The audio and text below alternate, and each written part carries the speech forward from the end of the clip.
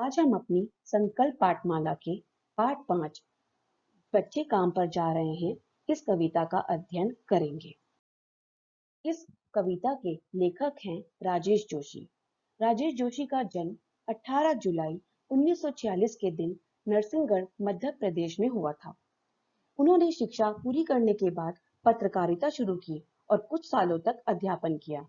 राजेश जोशी ने कविताओं के अलावा कहानियां, नाटक, लेख और टिप्पणियां भी लिखी। उन्होंने कुछ नाट्य रूपांतरण तथा कुछ लघु फिल्मों के लिए पटकथा लेखन का कार्य भी किया।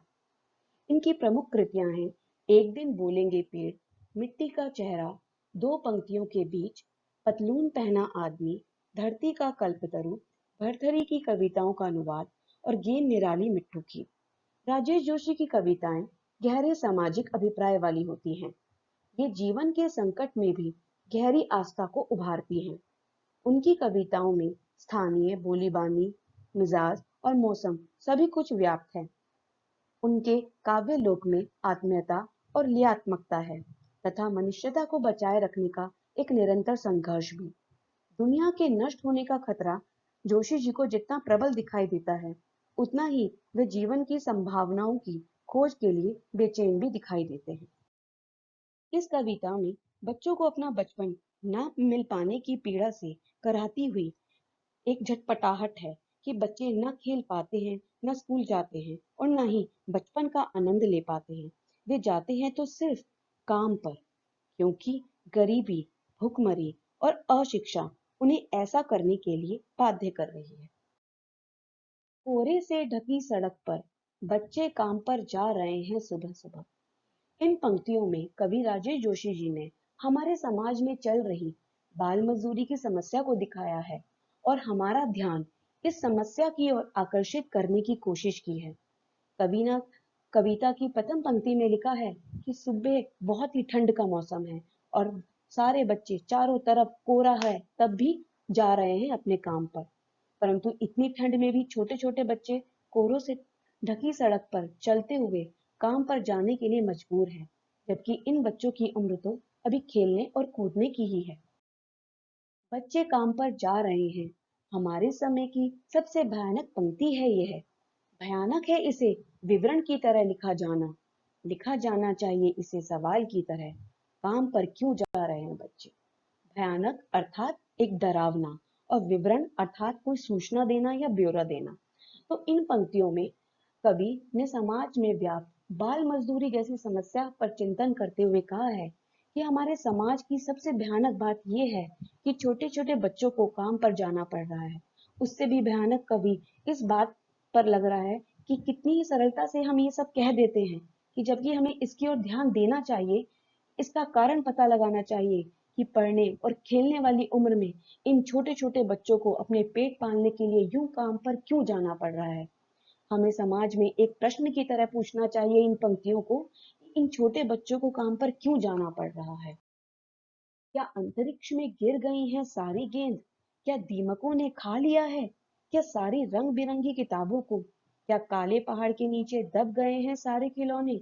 क्या किसी भूकंप में ढह गई हैं सारी मदरसों की इमारतें?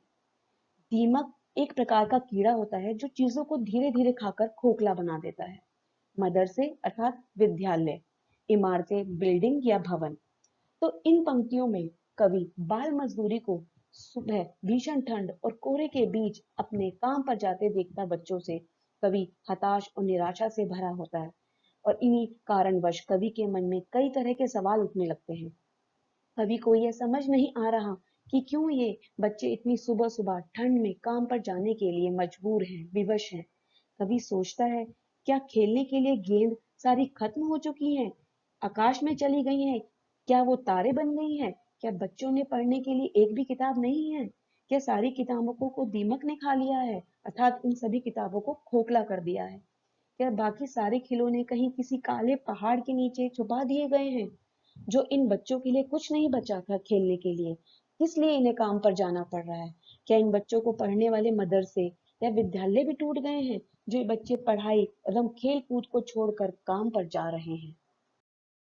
क्या सारे मैदान, सारे बगीचे और घरों के आंगन खत्म हो गए हैं एकाएक? एकाएक अर्थात अचानक कवि इन पंक्तियों में बच्चों के खेलने की सारी जगह खत्म हो चुकी है इस बात की ओर हमारा ध्यान आकर्षित कर रहा है। क्या सारे मैदान जहाँ बच्चे खेलते थे, कूदते थे, दौड़ते थे, सारे बगीचे जहाँ बच्चे टहला करते थे, सारे घरों के आंगन जहाँ वो शोर मचाया करते थे, अचानक ही जो इन बच्चों के पास सब कुछ नहीं बचा, इसलिए सुबह सुबह ये काम पर जा रहे हैं। तो फिर बचा ही क्या है इस दुनिया में? कितना भयानक होता है अगर ऐसा होता। भयानक है इसीलिए, इससे भी ज्यादा यह है कि ये सब सारी चीजें हस्मामूल हैं। हस्मामूल का अर्थ होता है ज्यों का त्यों, यानी कि जो जैसा है वैसा ही रहता है। तो कवि के अनुसार छोटे छोटे बच्चे काम पर इसलिए जा रहे हैं क्योंकि दुनिया की सारी खेलने की चीजें जैसे गेंद, खिलौने, बगीचे, मैदान, घर का आंगन इत्यादि सभी खत्म हो चुके हैं। उनके पढ़ने के लिए सारी किताबें, विद्यालय एवं मदरसे खत्म हो चुके हैं। कवि आगे कह रहा है कि अगर सच में ऐसा है तो यह कितनी भयानक बात है, कितनी डरावनी बात है, और दुनिया के होने का कोई अर्थ ही नहीं है।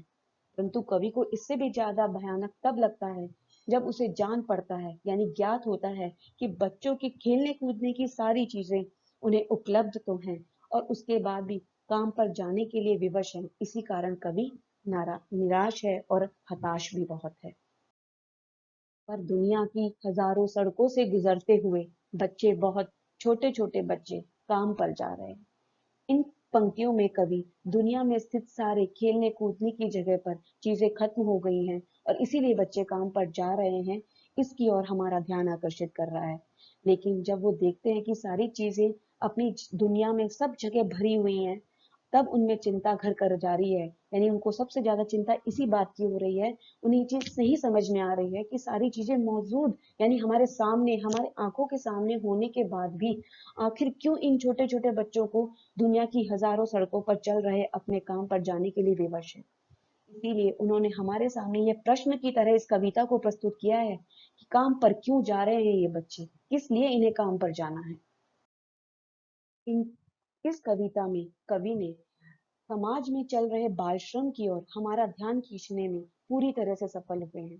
कवि के अनुसार बचपन खेल कूद, पढ़ाई लिखाई और बच्चों के विकास का समय होता है। इस वक्त उन पर कोई बोझ और जिम्मेदारी नहीं होनी चाहिए। राजेश जोशी।